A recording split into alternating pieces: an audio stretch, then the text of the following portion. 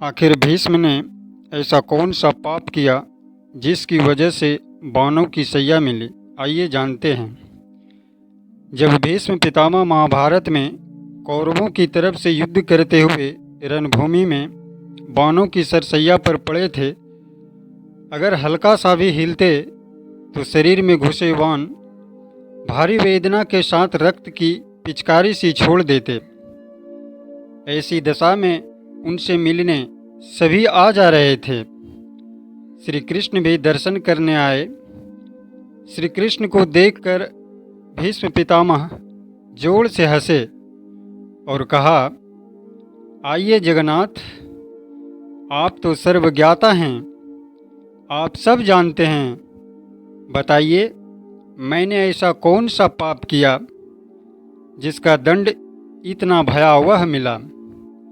कृष्ण कहते हैं, पितामह, आपके पास वह शक्ति है जिससे आप अपने पूर्व जन्म देख सकते हैं। आप स्वयं ही देख लीजिए।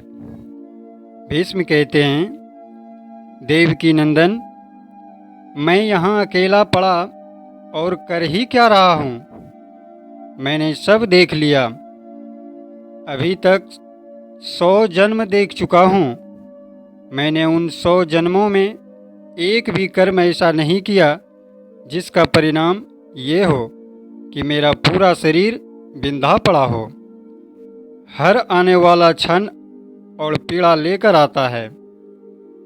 कृष्ण कहते हैं, पितामह, आप एक जन्म और पीछे जाएं, आपको उत्तर मिल जाएगा। भीष्म ने ध्यान लगाया और देखा कि 101 जन्म पूर्व वो एक नगर के राजा थे। वह एक मार्ग से अपनी सैनिकों की एक टुकड़ी के साथ कहीं जा रहे थे। एक सैनिक दौड़ता हुआ आया और बोला, राजन, मार्ग में एक सर्प पड़ा है। यदि हमारी टुकड़ी उसके ऊपर से गुजरी तो वह मर जाएगा। भीष्म ने कहा, एक काम करो, उसे किसी लकड़ी में लपेटकर झाड़ियों में फेंक दो। सैनिक ने वैसा ही किया। उस सांप को एक लकड़ी में लपेटकर झाड़ियों में फेंक दिया। दुर्भाग्य से झाड़ी कटीली थी। सांप उनमें फंस गया। जितना प्रयास उनसे निकलने का करता और अधिक फंस जाता।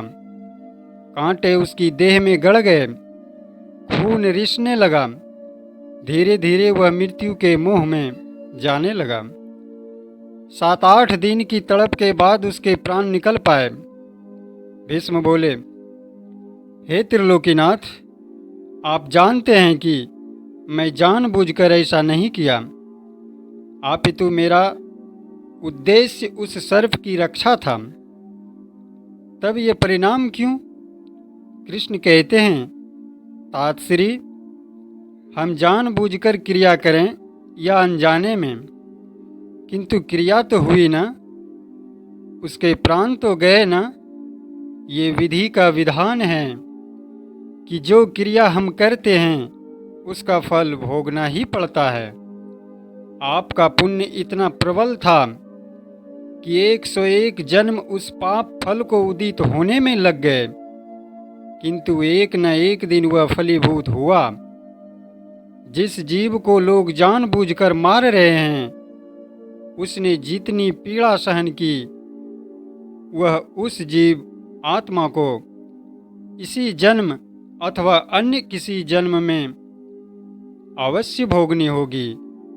ये भेड़, बकरे, मुर्गे, भैंसें, ऊँट आदि वही जीव हैं जो ऐसा विभत्स कार्य पूर्व जन्म में करके आए हैं और इसी कारण पशु बनकर यातना झेल रहे हैं। अतः हर दैनिक क्रिया सावधानी पूर्वक करें, क्योंकि किया गया कर्म एक न एक दिन फलीभूत जरूर होती है। तो दोस्तों, अगर ये कहानी अच्छी लगी हो तो लाइक और शेयर कर दीजिए। अभी तक चैनल सब्सक्राइब नहीं किए हैं तो चैनल सब्सक्राइब कर लीजिए। अंत तक देखने और सुनने के लिए सभी दर्शक प्रेमियों को दिल से राधे राधे। जय श्री राम।